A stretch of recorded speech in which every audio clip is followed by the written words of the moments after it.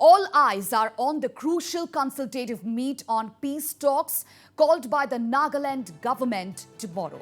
While the opposition in Nagaland has already boycotted the much-anticipated meet, accusing the Nephew Rio-led government of not keeping it updated on the peace talks from the very beginning, Deputy Chief Minister Y. Patten has claimed that all stakeholders will attend tomorrow's crucial meet. Well, there were reports earlier in the day that Nagaland Gaon Bura Federation has not been invited to the meet. Patten clarified that all stakeholders, including the NGBF, will attend the meet to deliberate on the final settlement of the Naga political issue.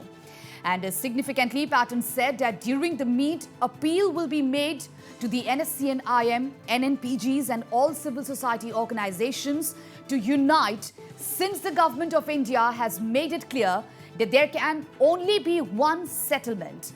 In fact, the Nagaland government aims to adopt a resolution in the consultative meet tomorrow, which will be taken up with Delhi. We have got information that they all will attend. They had a meeting today at 3 p.m. These are 14 tribes. So they have decided to attend tomorrow's meeting.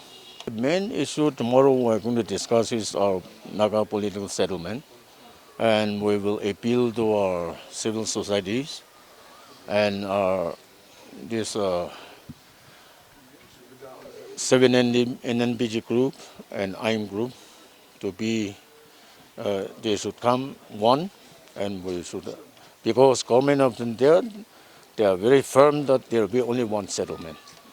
We will request our civil societies, and I think we are going to have one resolution, and with that we'll go to Delhi. And significantly, the Nagaland Deputy Chief Minister also stated that the state government has no say on the issue of separate flag and constitution, even as he reiterated the government of India's stand on the issue.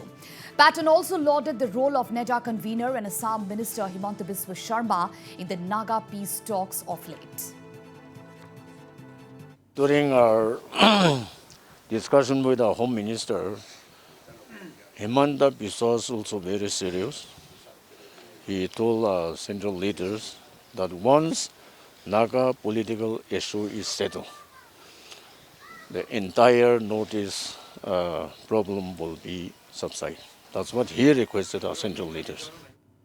All right, our editor-in-chief, Wasbir Hussain, joins us over the phone line to give us perspective on this big development. Well, Wasbir, the Nephew Rio government seems to having high hopes from the consultative meet tomorrow, with Deputy Chief Minister Y. Patten saying that the agenda would be to call for unity among the NSCN-IM, NNPGs and CSOs and adopt a resolution.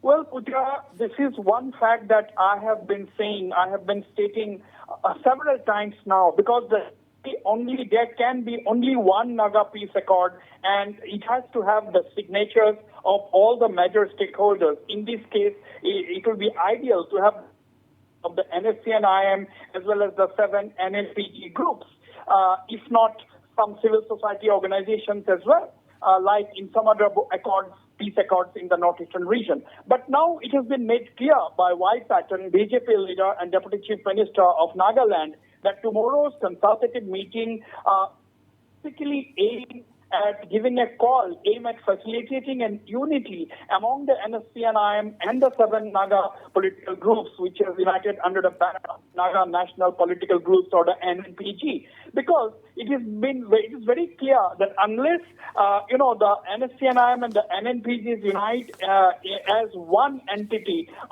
at least for the purpose of signing the accord, they resolve their differences and agree to the draft of the accord, signatures obviously cannot be expected on the dotted line. So that is something which this consultative meeting is expected to trace out. They're going to appeal, they're going to come out with some kind of a formula for the two sides, that is the NSCN-IM and the NNPGs, to shed their differences and agree on the common points. The main bone of contention obviously is the NSCN-IM insistence on their demand for a flag and a separate constitution for the Naga people. NSC and IM chairman, in fact, only last night has made it very clear that there can be no solution without a flag and a constitution being granted to the Naga people.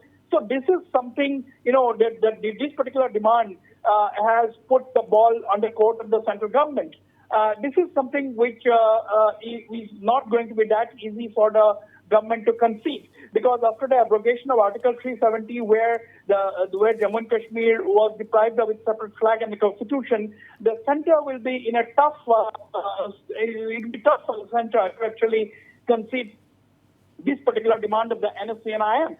So that is a different issue. It's for the center to take a decision. But tomorrow's meeting is an initiative by the state government to resolve the differences, to work out a solution as far as the NSIM and the NNPG, whether they can come together or not. This should be the main objective of tomorrow's consultative meeting, to try and bring the two sides together. And Wasbir, the opposition NPF has decided to boycott the meet. So does this take its sheen away to an extent? Well, it is not surprising, because the opposition NPF, which is the main opposition party in Nagaland, the Naga People's Front, they are also on a very proactive role. They have also taken up a very proactive role by forming the political affairs mission and by meeting all the stakeholders, whether it is the NSC and the NNPGs. They have also gone and meet some of the central leaders. They have met all the civil society leaders. In fact, they had a head start over the state government. They had done this initiative much before. So therefore, they would not like to lose their initiative. They would not like to lose their what we think it as an advantage to them. And there are, of course, political reasons. They'd like to corner the Nefurial-led combine this particular issue. And therefore, it is not surprising that the opposition NPF is not attending tomorrow's meeting.